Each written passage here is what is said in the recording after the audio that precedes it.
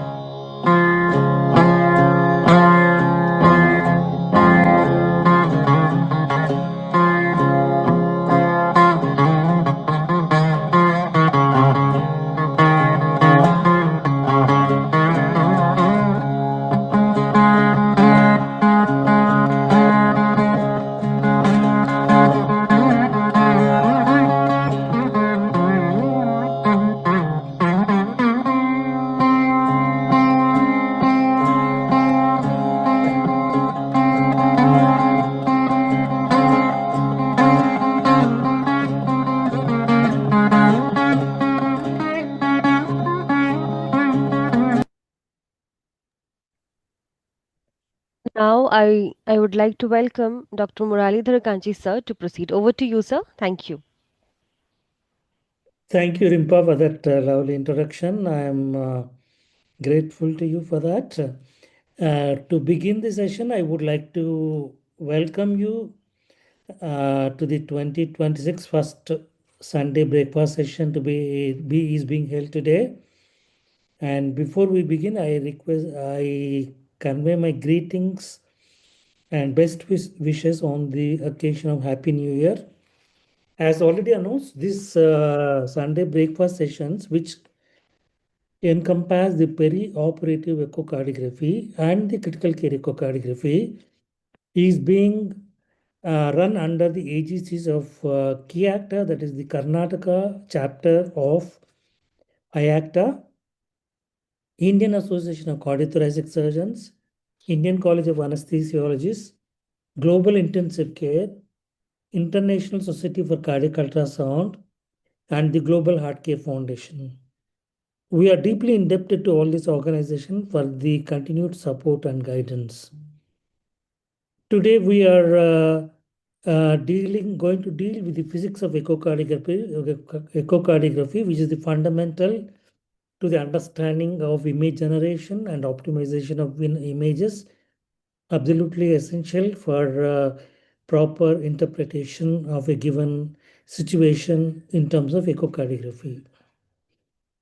Today we have three prominent faculty members: Dr. Balaji from Vellore, Dr. Manjunath from Narayan Hridayalaya. Both of them are cardiac anesthesiologists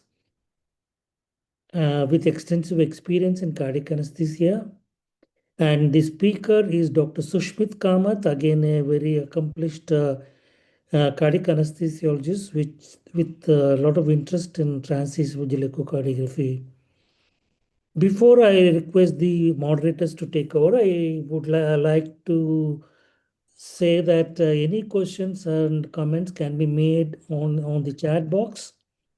We'll revert back to you at the end of the session. Please stay till the end of the session. And if you would like to ask any question directly, you may unmute and question or comment the speaker.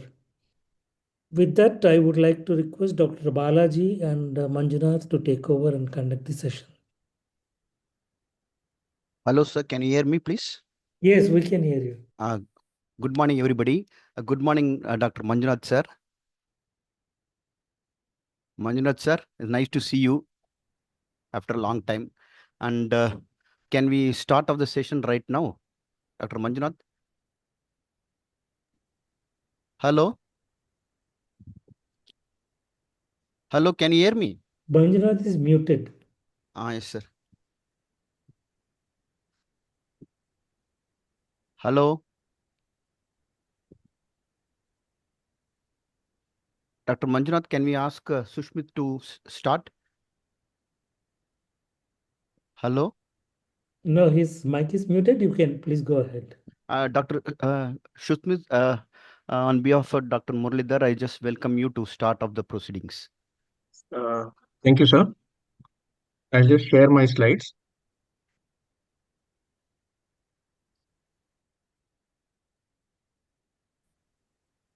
Am I audible and my slides are seen? Yeah, we can You are see. audible. Yes. Good morning, respected moderators, delegates, and my dear friends. I would like to thank Muralidhar sir for giving me this opportunity. My topic for this year's first breakfast echocardiography session is the most fundamental and the basic topic, that is physics of echocardiography. So since it deals with physics, I will start with the words of a famous physicist, Albert Einstein, who said that many of the fundamental ideas of science are essentially simple and may, as a rule, be expressed in a language comprehensible to everyone. So with these words, I'll try to simplify and cover all the key learning points of the topic within the time frame available. I have nothing to disclose. So to introduce echocardiography, echocardiography generates dynamic images of the heart from reflections of transmitted ultrasound. The ultrasound transducer or the ultrasound probe records time delay for each returning reflection, and since the speed of sound in soft tissues is constant, the time delay allows for a precise calculation of the location of the cardiac structures, from which the echocardiography system then can create an image map of the heart. A little on the history of echocardiography.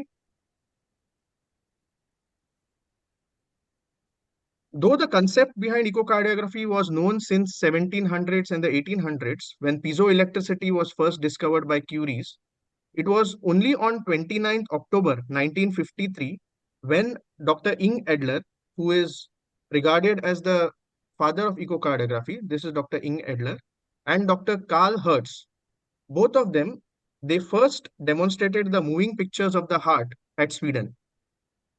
The instrument used by them was the Siemens ultrasound reflectoscope, and they termed the procedure as ultrasound cardiography or UCG.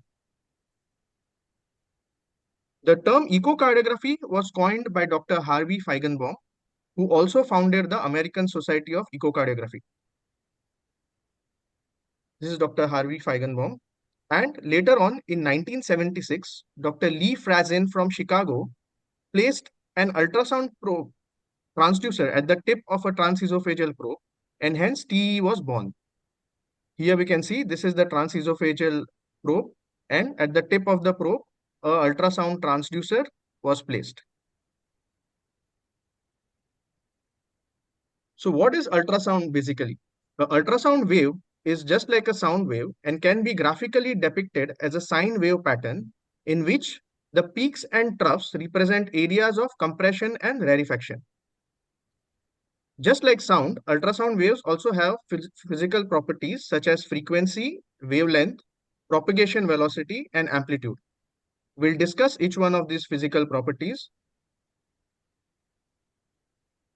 So the sum of one compression and rarefaction represents one particular cycle.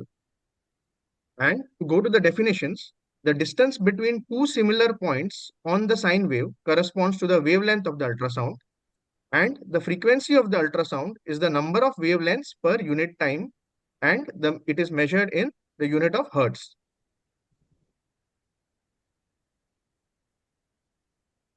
Ultrasound is sound waves with a frequency above the normal human audible range. So a normal human can hear sound waves with a frequency from 20 hertz to 20,000 hertz.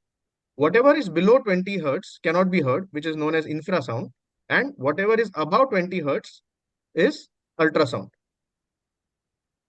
Medical ultrasound uses even higher frequencies, usually in the range of 1 to 18 megahertz. This frequency bandwidth of an ultrasound transducer is usually mentioned on it. For example, here we can see there are 3 different transducers, each having different frequency bandwidths. So for this transducer, the frequency bandwidth is from 2 to 5 megahertz. And similarly, here it is 6 to 13 megahertz. For transesophageal echocardiography, the frequency range is usually from 2 to 7 or 2 to 8 megahertz.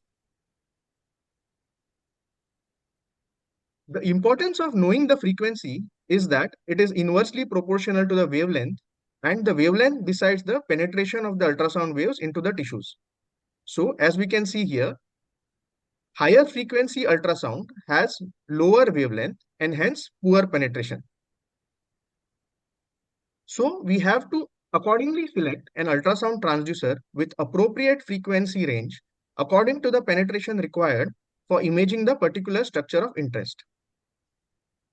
So we'll usually see that the pediatric ultrasound transducers will have a higher frequency range because the penetration required is less. Next is the propagation velocity. Propagation velocity is the product of wavelength and the frequency. The velocity through a given medium depends on the density and the elastic properties or the stiffness of that particular medium. So the velocity is directly related to the stiffness and inversely related to the density of the medium. For example, as we can see here, ultrasound travels faster through a stiff medium like bone, whereas it travels very slowly through air. In soft tissues, the velocity of ultrasound is around 1540 meters per second. Lastly, coming to the amplitude of the ultrasound wave. The amplitude of the ultrasound wave is the vertical height from the baseline to the peak of a sine wave, and it denotes the strength or the power of the ultrasound. It is measured in decibels, and a rule of thumb is that an increase of 6 decibels of amplitude results in doubling of the signal strength or the power.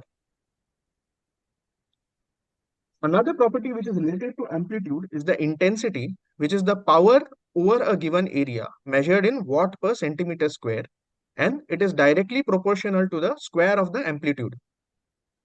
US FDA limits the maximum intensity output of cardiac ultrasound systems to be 720 watt per centimeter square, as it can result in possible tissue damage from mechanical and thermal effects of ultrasound if it is more than that. Also, the ALARA principle recommends that the clinicians use exposure levels as little as reasonably achievable to protect the patients from such mechanical and thermal effects. A little on the ultrasound transducer which we use. An ultrasound transducer has the following components. The most important or the heart of the transducer is a ceramic piezoelectric crystal which acts as an emitter as well as a receiver of ultrasound waves. Apart from these piezoelectric crystals, there are electrodes which conduct electric energy to stimulate the crystals and record the voltage from returning echocardiography waves. The posteriorly on the transducer, there will be a backing material which acts to dampen the vibrations of the crystal rapidly.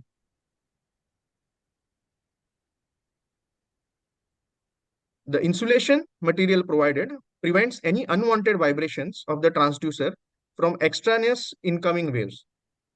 And finally, There'll be a faceplate which optimizes the acoustic contact between the piezoelectric crystals and the body surface or the esophagus in case of transesophageal echocardiography. The faceplate may also include an acoustic lens to focus the beam.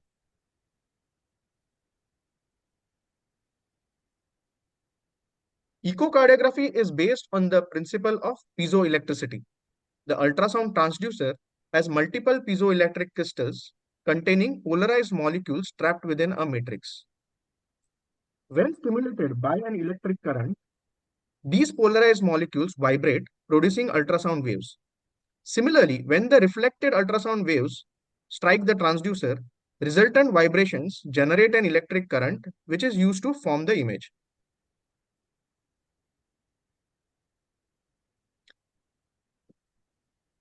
When these ultrasound waves, which are emitted by the transducer, fall on the tissues, they either get reflected, refracted, attenuated, or scattered. Whether the waves get reflected or refracted depends on the acoustic properties of the tissue and the angle at which these ultrasound waves or the beam fall on the particular structure of interest. For example, if the structure lies perpendicular to the ultrasound beam, most of the ultrasound waves get reflected back and we get a good quality image. On the other hand, if the structure lies at an angle, then only some of the ultrasound waves get reflected back to the transducer, and that leads to a poor quality image with echo dropouts. Hence, in 2D echocardiography, we should select the appropriate view wherein the structure of interest which we want to study lies perpendicular to the ultrasound beam. Attenuation is the loss of intensity as the beam diverges in the far field. If we see the ultrasound beam, it has two parts. It has a near field and a far field. The near field is also known as the Fresnel zone, and the far field is also called as the Fraunhofer zone. The resolution of the structures is always best when they lie in the near field. And in the far field, due to attenuation, this resolution decreases. Hence, we should select the appropriate view where the structure of interest lies closest to the transducer so that it lies in the near field.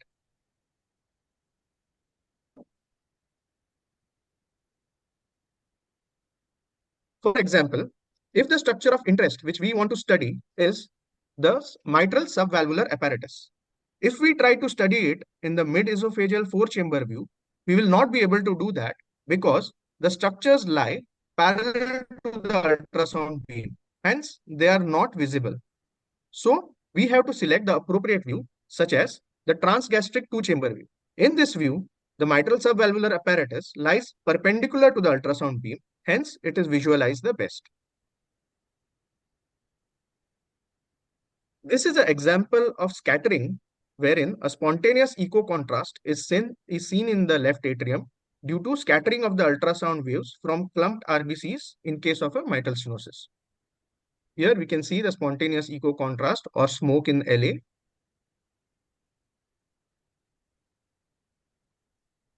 Now coming to the resolution of the image or the ultrasound system is the ability to distinguish two objects which are in close proximity. There are four types of resolution, which are axial, lateral, elevational or azimuth resolution, and temporal or the frame rate.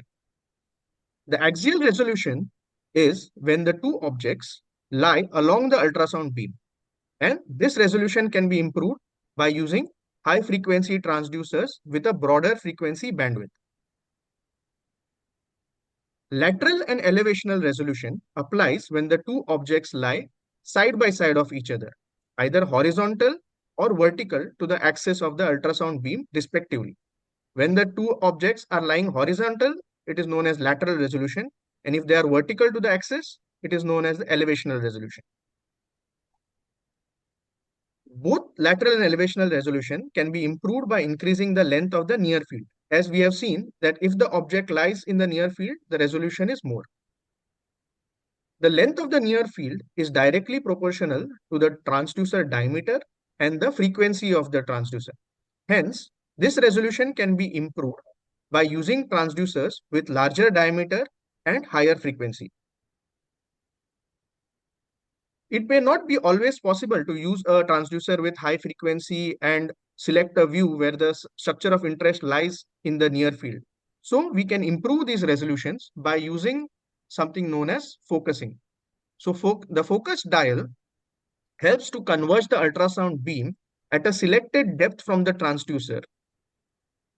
So automatically that particular structure of interest comes to lie at the focal zone near the near field, and this increases the elevational focus and the lateral focus of that particular area.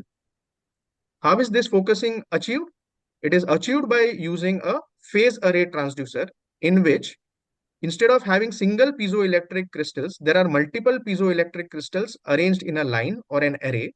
And instead of stimulating all of them at the same time, the piezoelectric crystals at one end of the array are stimulated before those in the center. So this helps us to steer the ultrasound beam towards a particular focus point, increasing the lateral and elevational resolution at that particular point. Lastly is the temporal resolution, which is also known as the frame rate. So temporal resolution or the frame rate is the ability to accurately track moving targets over time. Factors that increase the frame rate, such as reducing the field depth and the sector size, improve the temporal resolution of the image. So finally, coming to the pulse echo principle, echocardiography uses the pulse echo principle wherein time equals distance. Electrical activation of piezoelectric elements is followed by transmission of short pulses of ultrasound, which get reflected back from the tissues. Since the velocity in soft tissues is known, the depth of the anatomical structures is determined by calculating the time required for the round trip. And the amplitude of the returning ultrasound determines the brightness of the structure. So what happens to the ultrasound waves which get reflected back and come to the transducer? These waves are then converted to an electrical signal, and a digital scan converter converts this electrical signal to standard video format for display on the monitor. The mainstay of echocardiographic examination is the 2D mode. Previously, the original display format which was used was the amplitude or the A mode, wherein the amplitude of the returning signals was plotted on a vertical axis. This slowly evolved into the B or the brightness mode, wherein the amplitude were represented as pixels of varying brightness, higher amplitude denoted as brighter pixels. Today's 2D echocardiography is a modification of B mode, wherein the transducer sequentially directs ultrasound pulses across a 30 to 90 degrees sector of anatomy and then repeats the process to update the image and capture motion. Each image created by a sector scan is called as a frame. And frame rate is the frequency at which the sector is rescanned per second, which is 30 to 60 frames per second for 2D echocardiography. The next mode is the M mode or the motion mode. Here, the M mode displays series of collected B mode images from a single scan line at a very high frame rate of more than 2000 frames per second. This mode demonstrates superior display of dynamic motion and axial resolution, and hence it is best for timing of the cardiac events with the ECG.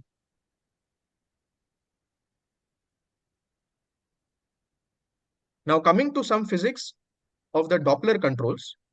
So since 2D echocardiography is unable to visualize blood flow, the Doppler principle, which is postulated by the Austrian physicist Christian Doppler in 1842, helps us to determine the direction and velocity of blood flow within the heart. This principle states that an observer perceives a change in wavelength or frequency of a sound wave if the source is moving relative to them. And this principle is used to evaluate the change in frequency of ultrasound reflected from moving RBCs.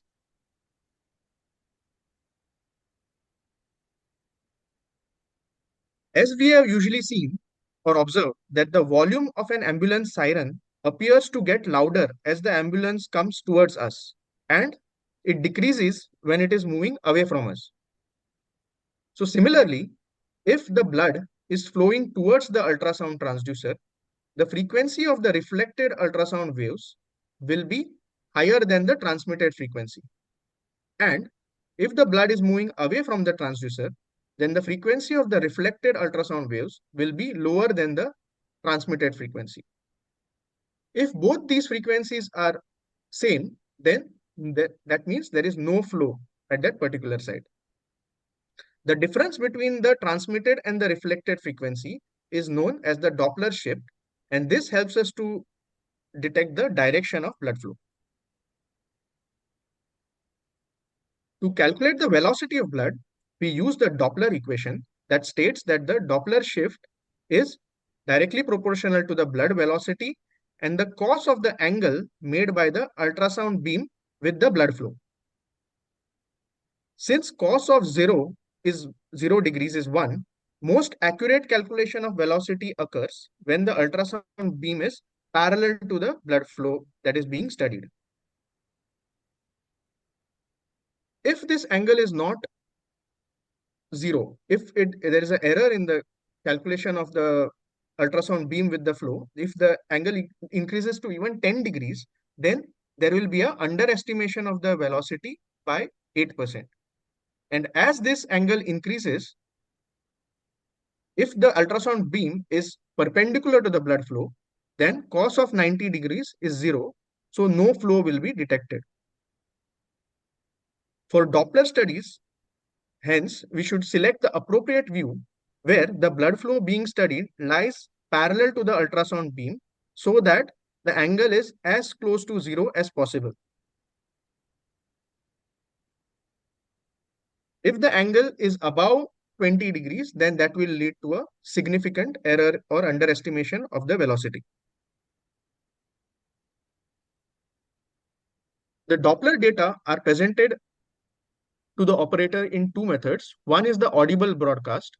So the Doppler shift, which is the difference between the transmitted and the reflected ultrasound, is usually in audible range. Hence, it can be amplified and broadcasted by the ultrasound system, and this can help us to align the beam along the blood flow. Also, the texture and pitch of the broadcast can give us an idea about the severity of the lesion.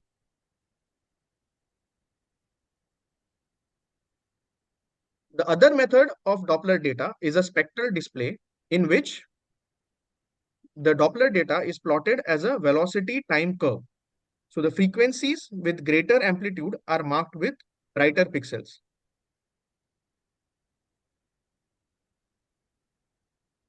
For example, if we want to study the flow through the aortic valve, if we use the mid-esophageal aortic valve short axis, then no flow will be detected as the ultrasound beam is perpendicular to the flow through the aortic valve. Hence, we can see that hardly any Doppler signal is being recorded. So, the view which we have to select is the deep transgastric view, because in this view, we are able to align the ultrasound beam parallel to the flow through the aortic valve. And in that case, we will get proper Doppler signals and low velocities because this is a case with no aortic valve lesion. The same can be compared to a case of severe aortic valve stenosis, where this will lead to a harsher audible broadcast and higher velocities on the spectral Doppler. As you can see here, the velocities are quite high in the range of around 200 to 300 centimeter per second. The various Doppler techniques which are available are pulse wave Doppler, continuous wave Doppler, color flow mapping, and tissue Doppler imaging. We'll discuss each one of these in short. Coming to pulse wave Doppler, the pulse wave Doppler uses a single crystal to emit and receive the ultrasound waves. The velocities at a specific depth or location are evaluated, which is known as the sample volume. The rate at which these pulses are emitted per second by the operator is known as the pulse repetition frequency.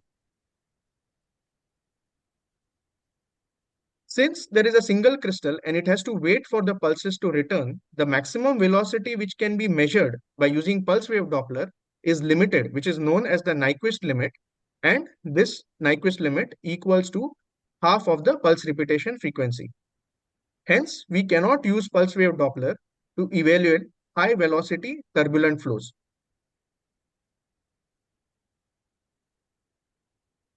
If the velocity being studied exceeds the Nyquist limit, then aliasing occurs where the direction of flow may be shown as opposite of actual, and on the spectral Doppler, it is seen as a wraparound display on the other side of the baseline. As we can see in this spectral Doppler, because the velocity being studied has gone beyond the Nyquist limit, a part of the Doppler display has wrapped around and is being shown on the other side of the baseline. To understand aliasing, we can use the wagon wheel model. In this wheel, we can see the blue dot, which is moving anti-clockwise, and it appears to be moving anti-clockwise as well as the wheel till the wheel is moving slowly. But as the speed of the wheel increases, at one point, the blue dot appears to be moving clockwise instead of anti-clockwise, and this is due to the limitation of the pulse repetition frequency of our eyesight. So right now we can see that the speed of the wheel has increased and we are not able to correctly determine the direction of whether the blue dot is moving in the anti-clockwise or the clockwise direction. And at some points it actually appears to be moving clockwise, but actually it is moving anti-clockwise at a very high speed. To decrease aliasing, what we can do is we can use a particular view with the sample volume closest to the transducer, as this will increase the pulse repetition frequency, or we can set the baseline so that we get maximum range in the particular direction of interest. The next is the continuous wave Doppler. The continuous wave Doppler uses two separate crystals, one continuously emitting and the other continuously receiving the Doppler signals. By using this, there is no velocity limitation, so turbulent flows with velocity even more than 7 meters per second can be evaluated and measured accurately. The drawback of continuous wave Doppler being that it evaluates the highest velocity along the beam path, and the exact location cannot be determined as in pulse wave Doppler, and this is known as range ambiguity. Color flow mapping or color flow Doppler is a combination of 2D and pulse wave Doppler. The Doppler data based on velocity and direction is color coded and superimposed on a 2D echocardiography image. The flow towards the transducer is coded red, and that moving away from the transducer is coded as blue.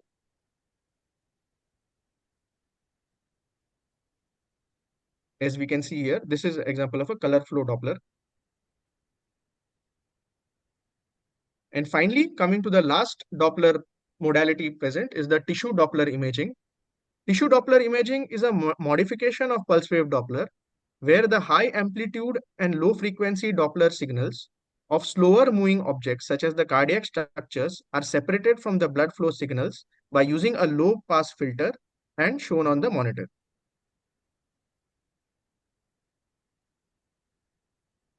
So to summarize the take home message, what we have to basically know is that higher frequency ultrasound waves have low wavelength and poor penetration, but they have a better resolution. For 2D echocardiography, we have to select a view to orient the ultrasound beam perpendicular and closest to the structure of interest. Use the 2D mode for anatomy and lateral motion and switch over to M or the motion mode for axial motion and timing of the structures. As far as Doppler is considered, for Doppler studies, we have to select the view where the Doppler beam is parallel to the blood flow being studied. We have to use pulse wave Doppler for low velocities, get the sample volume closest to the transducer and set the baseline in the direction of interest. Use continuous wave Doppler for higher velocities and turbulent flows, and color flow Doppler to identify a flow abnormality, which then later can be studied in detail. These are my references. Thank you.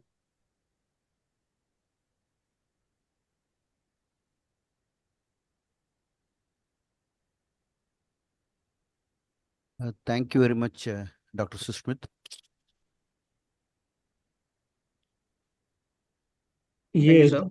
that was a wonderful presentation on physics of echocardiography, a tough subject. You made it look very simple.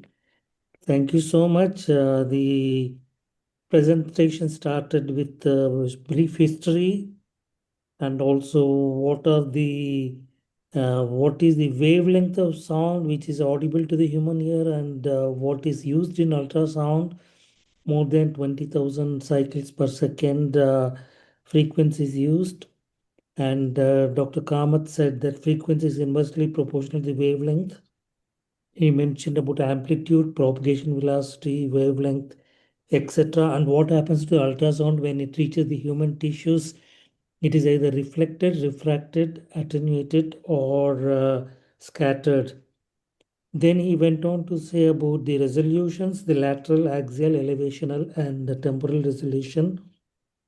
And then then he went on, touched upon Doppler principle, how the frequency the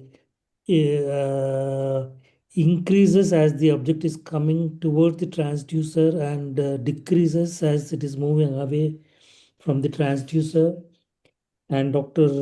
Kamath described about the pulse wave Doppler, continuous wave Doppler, color flow Doppler, and tissue Doppler.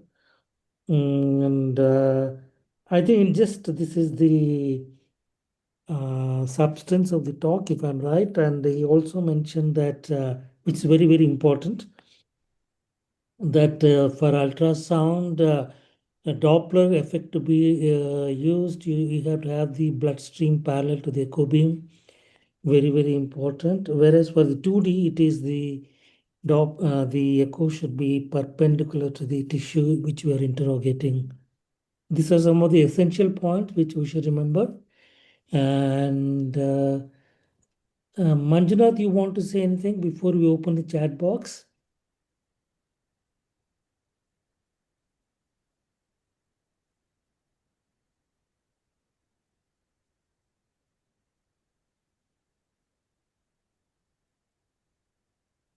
Dr. Balaji, can you go through the chat box questions?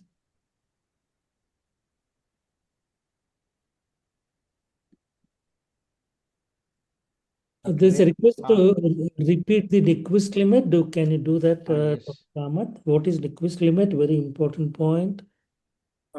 Yes, sir. So Nyquist limits, sir, it comes in role when we are using pulse wave Doppler. Yes.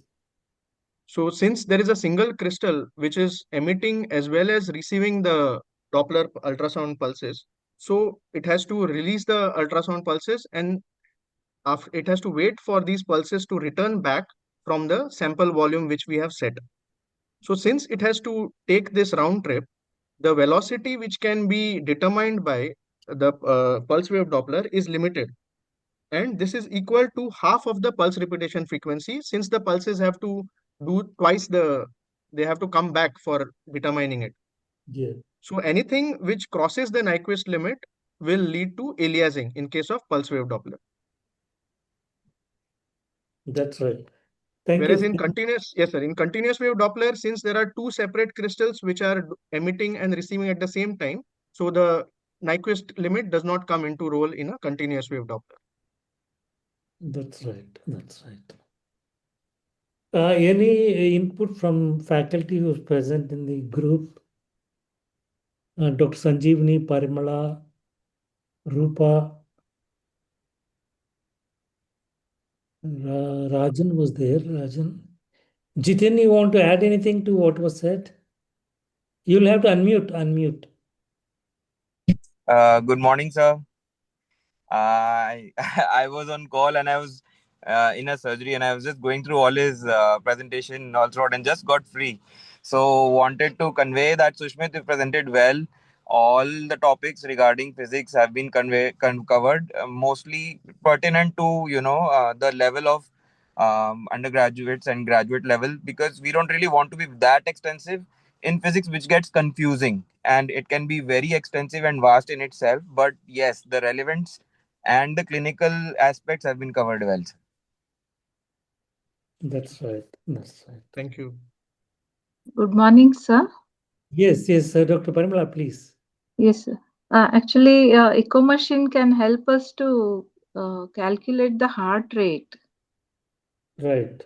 I wanted to know how it does that. What is the physics behind how it calculates the heart rate? Sushmit, do you have any idea about that? Of course, the fundamental principle whenever we do the echocardiography is to attach a ECG. Yes, sir. ECG should be made mandatory in the protocol of echocardiography examination to know the relationship between the echo picture and the events of the cardiac cycle. So the systole starts from the top of the R wave and goes on till the end of the T wave, and then you get the diastole. So you can know exactly which period of cardiac cycle you are seeing that particular kind of image. So that is ECG will give the heart rate. I do not know if there is any other mechanism where heart rate can be determined with the echocardiography. Sir, what we sometimes do is that what you can do if the ECG is not available, or we have not put, or it is not functioning, what we do is we take a continuous wave Doppler trace or pulse wave Doppler trace, and Mm-hmm. you go in the presets. One of the preset will be HR. So you click on Right. HR, it will give you 1 point. So you put that point at the peak of your continuous wave Doppler jet, and put the other point at the other peak. It will automatically calculate the heart rate for calculation of cardiac output or whatever. Thank you. Thank you for that input. Sumit, you want to say something, Sushmit? Yes, sir. These are the two methods, sir. One is connecting the ECG, of course, will automatically give the heart rate. But if Yes. that is not possible, that any of the Doppler, the two simultaneously peaks can be traced, and that will tell the machine what is the heart rate. Sure, sure. But as a general rule, you must have the ECG running whenever you're doing echocardiography. That's the in general recommendation. Thank you, sir. One more thing I wanted to know is some details about 3D echocardiography. 3D actually, Dr. Rachna also has asked it. There'll be a separate session on that. Do you want to say anything, Sushmit, on this, or we will do it in detail with the 3D? Yes, sir. I did not cover the physics pertaining to 3D echocardiography, thinking that will be a separate topic in whole.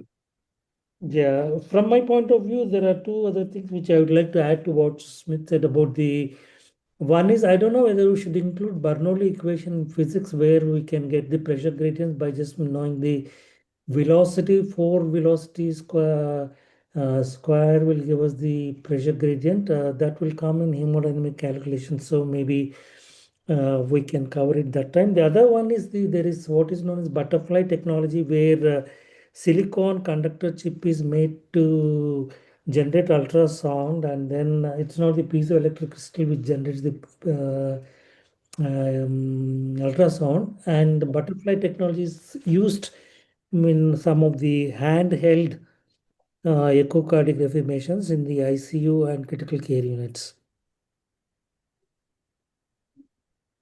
Thank you, sir. Thank you. Thank you so much.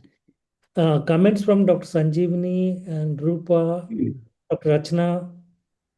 Yes, good morning and happy new year to all Yes, of. yes, yes. Regarding Nyquist limit, the positive uses of Nyquist limits are also there. Sushmit, it was a wonderful lecture and you made it so simple. Otherwise, it's a difficult topic. One has to learn and relearn and Thank go you, back ma'am. to your 12th standard and nicely elaborated in a Thank you. simple way. So, what I would like to ask you, what are the uses of Nyquist limit? Positive use. I mean, you don't use when the velocity is high, pulse wave Doppler, and go to because of the Nyquist limit. So, but in some situations, we reduce the, reduce the Nyquist limit actually still further to Yes, ma'am. So, interrogate some cases. according certain structure of interest, ma'am, like pulmonary vein Doppler, Correct, yes, pulmonary vein, or a small ASD, which can atrial septal defect. correct. And left atrial appendage velocity. So low flows can be seen also with reducing Nyquist limit for color as well as reducing the Nyquist limit for pulse wave Doppler. Otherwise, you don't see these flows. They are very Coronary flows also coronary flows also. I- Yes, coronary flows. will decrease. Thank you. Thank you so much. Thank you so much. And another important point, just a practical thing. mm, In babies, you use high frequency transducer, isn't it? Because you don't want to penetrate deeper. But Yes, how ma'am. do you? But this high frequency won't give you good Doppler measurement, isn't it? So for Doppler measurement, you should shift to low frequency again for just measuring the gradient across, suppose VSD or anything which is you want to measure. So there you have to shift the transducer frequency and go to lower one for Doppler measurement. Thank you. There's There one are question many that practical examples actually. One has to remember them. Good morning. It yes, was nice to hear from you, and Happy New Year to all. But yes, you're right. I also thought that practical applications could have been included. So that gives a very good insight for this correlation of physics with what we do on daily basis, like yes, estimation of cardiac output by pulse wave Doppler, no, lowering the Nyquist limit for low flows and all. Yes, ma'am. yes.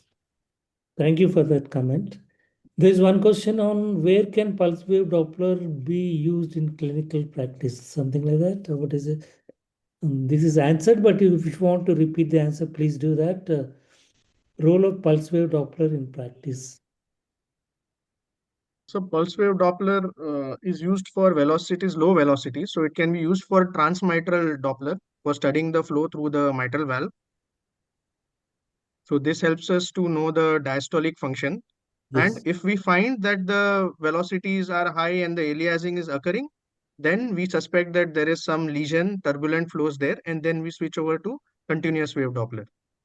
sure. Similarly, pulse wave Doppler can be used in other situations such as pulmonary venous Doppler or coronaries and Best left use atrial is in appendage. cardiac output measurement, Yes, LVOT2. LVOT. We do it in daily basis on in CABGs. Yes. No, Yes, no. LVOT VTI yes, ma'am.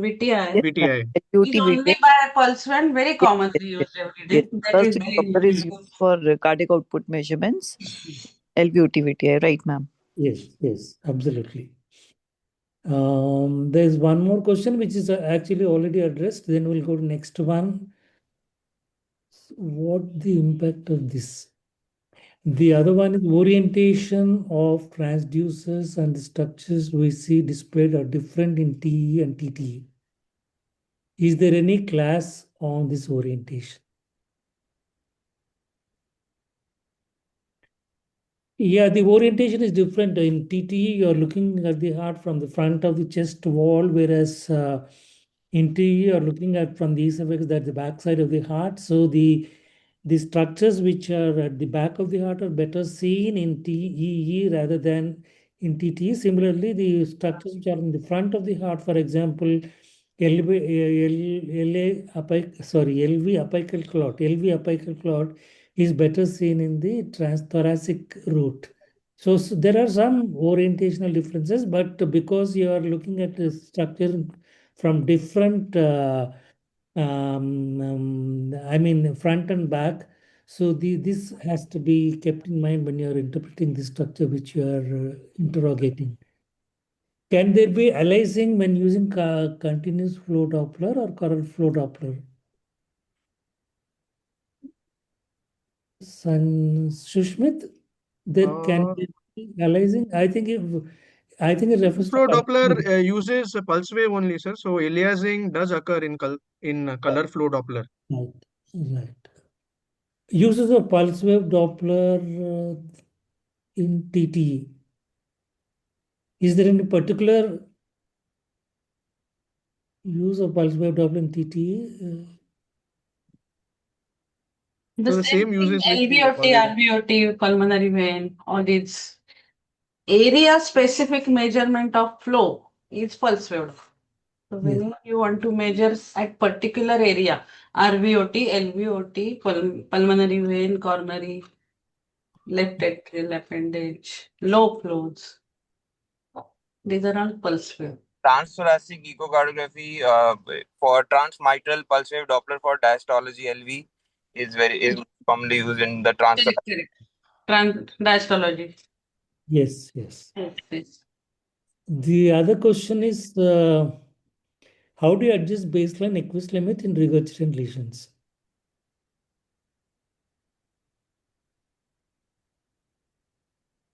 He wants to, I mean, whoever is there, he wants to know about PISA, I think, PISA. How that baseline color we change when we calculate PISA.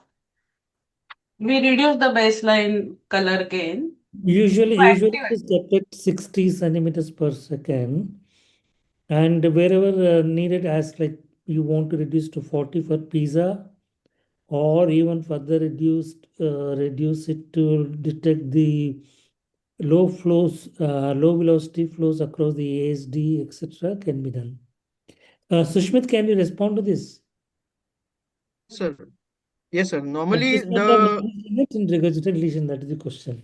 yes, sir. Normally the Nyquist limit which we set for color flow Doppler is 50 Yes, 50 sir. to Yeah, 50 to 50 to 60 around in that range. And yeah. then we reduce it based on the structure which we want to see. If we are seeing structures which are having low flow, then we can reduce uh, the scale, color scale. And in case we are doing pizza, then we have to decrease it to get the. No, in PISA, you have to reduce only one part of that color scale. The other one increases when you reduce the one which you want to Hello. reduce. Yes. For example, I think he's asking in regurgitation lesions. So in MR, in transthoracic, you have to reduce the baseline of the down velocity, which is seen at the lower one. Hello. And in transesophageal, you have to do exactly the opposite. Because the MR is seen on the opposite side in TEE. That is what I think Balaji is asking this, no? Adjustment of Yes, ma'am. baseline of Yes. in regurgitant lesion. Now hello. That is what you wanted to ask. Yes, ma'am. The baseline has to be moved towards the Mood is direction. the proper word. Mood towards the Moved close to side. in the region of in the direction of the flow in the Correct. regurgitation lesion. Sure. Thank you. Are there any more questions or comments? Sir, one question actually. Sir, can you Yes, hear yes, me? yes. So what ways we can reduce the mechanical or thermal index, sir? What are the Mechanical ways? or thermal index. Sushmit, can you please answer that? Mechanical and thermal index is related to the power of the ultrasound waves, sir. So it should be normally less than 1 is acceptable. If it is increasing more than 1, then we have to reduce the power, sir. There will be a dial for reducing the power of the amplitude of the ultrasound waves. I think he is talking about when we do contrast studies, when we inject these sonofew or other micro bubbles, that time mechanical index must be reduced, otherwise it will damage the tissue. Using contrast studies, the mechanical index has to be kept very low. It should be less Yes. than 0.3.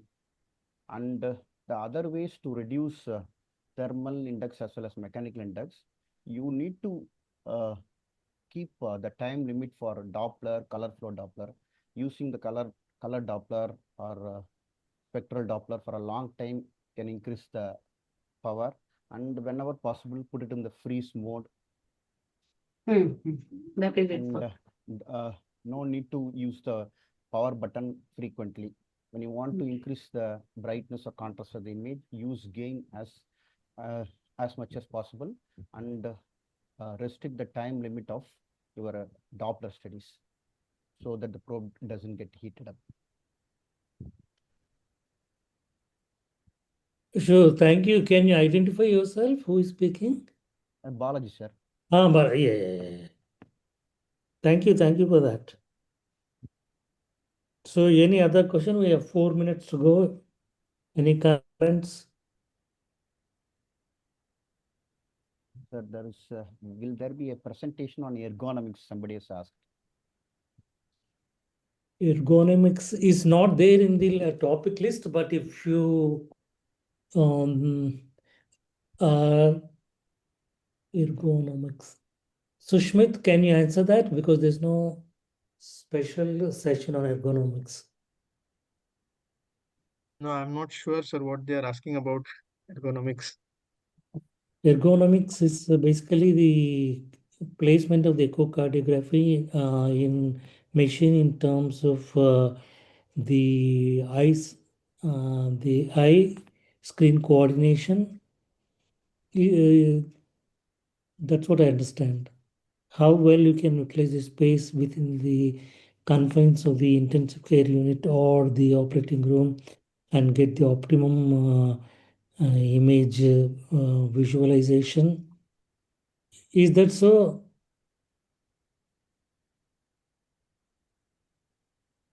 Anybody can answer? That's what I think, sir.